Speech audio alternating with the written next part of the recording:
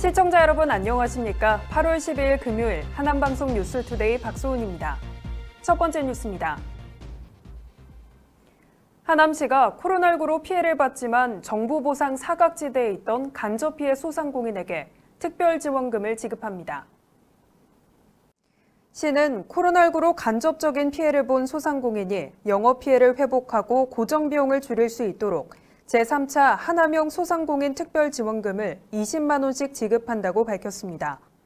지원 대상은 매출 감소로 손실보전금을 지급받은 소상공인 중 연매출액이 2억 원 미만이며 신청일 기준 휴폐업 상태가 아닌 사업체입니다.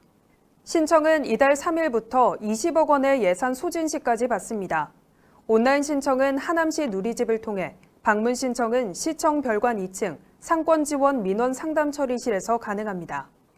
이번 특별지원금 지원으로 만여 명의 소상공인이 혜택을 받을 수 있을 것으로 예상됩니다.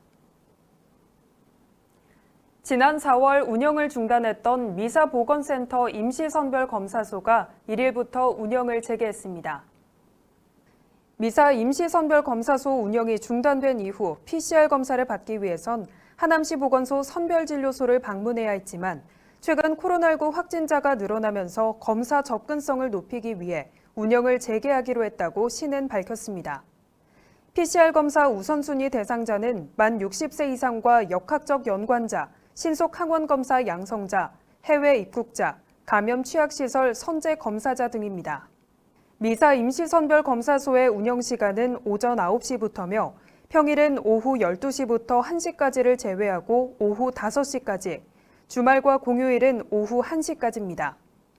PCR 검사 우선순위 검사 대상자가 아닌 일반 시민은 가까운 의료기관에서 전문가용 신속항원 검사를 받으면 됩니다. 하수처리장 증설공사와 천호대로 확장공사로 덕풍천 동로와 서울 방면 황산 지하차도가 임시 통제됩니다.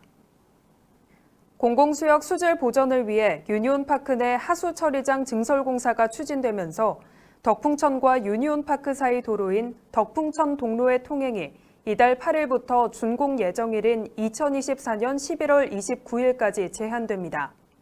시는 이번 도로 통제가 공사 과정에서 대형 차량을 운행하며 일반 차량의 안전사고를 미연에 방지하기 위함이라고 밝혔습니다. 서울 방면 황산 지하차도의 2개 차로도 오는 22일부터 10월 22일까지 2개월간 임시 폐쇄됩니다. 이는 천호대로 확장 공사를 위한 것으로 사업 시행자인 한국도로공사는 차로 폐쇄 기간 동안 모범 신호수를 황산 사거리 횡단보도 부근에 배치하는 등 교통정체를 최소화해 나갈 계획입니다. 지난 8일 하남시는 광주 하남교육지원청에 한울중 신설 등 하남시 교육 현안 해결을 위한 적극적인 협력을 요청했다고 밝혔습니다. 이현재 시장은 미사와 위례, 감일 등 과밀학급 해소를 위한 지원청의 적극적인 추진과 대책 마련을 요구했습니다. 미사 중학교 신설과 관련해 시는 오는 12월까지 도시관리 계획 변경을 마무리하고 교육청에서 내년 1월 중앙투자심사를 완료할 수 있도록 제반 절차 등을 신속히 추진해 2025년 개교에 차질이 없도록 해달라고 당부했습니다. 이와 함께 신도시 권역별 초중고 과밀학급 상황을 지속적으로 점검하고 분석해 적극적으로 사전 대응해 줄 것을 요청했습니다. 또 초등학교 보안관 배치와 청소년을 대상으로 한 대기업 견학 프로그램 신설, 시민 건강권 보장과 지역 생활체육 활성화를 위한 학교시설 개방 등에 대한 협조도 요청했습니다. 이에 대해 김성미 교육장은 신도시 과밀학급 문제 해결 등 교육 현안을 하남시와 협력해 하남 교육 발전에 최선을 다하겠다고 답했습니다.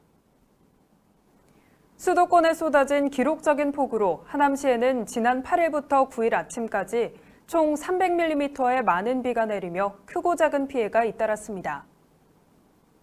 8일 저녁 출동을 마치고 돌아가던 미사 119 안전센터 대원이 길에서 구조를 요청하던 장애인 복지시설 관계자를 발견해 시설에 거주하는 거동 불가자 13명을 포함해 총 18명을 구조했습니다.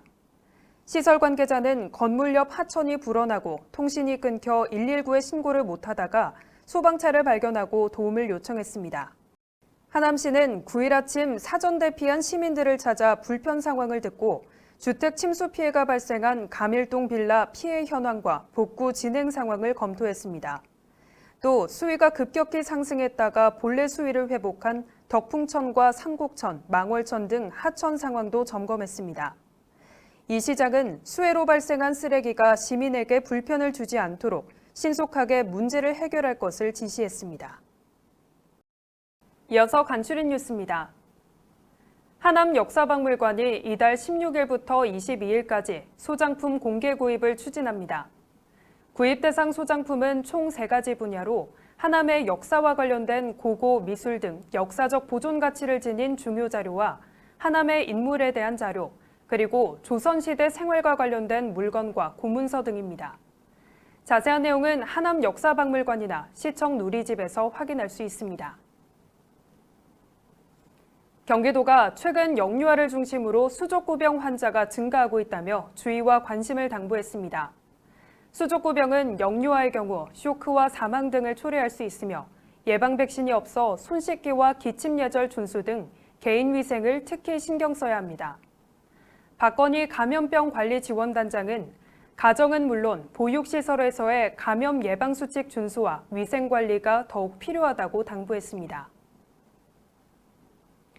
경기도가 연간 120만 원 상당의 복지 포인트를 지급하는 청년 복지 포인트 2차 참여자 10,000명을 오는 16일 오후 6시까지 모집합니다.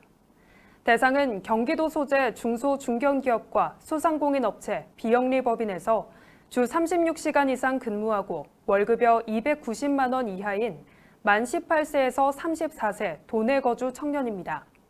신청은 청년 노동자 지원사업 누리집에서 할 수 있습니다.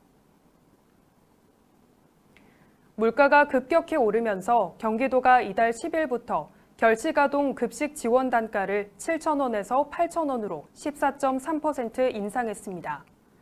올해 6월 기준 도내 5개 외식비 평균 가격은 7,772원으로 이번 인상은 현재 7,000원인 급식 단가가 현실을 반영하지 못한다는 지적에 따른 것입니다. 이로써 도내 18세 미만 취약계층 약 7만 2천 명에게 한 끼당 8,000원의 급식비가 지원됩니다. 이상 뉴스투데이를 마치겠습니다. 시청해주신 여러분 고맙습니다.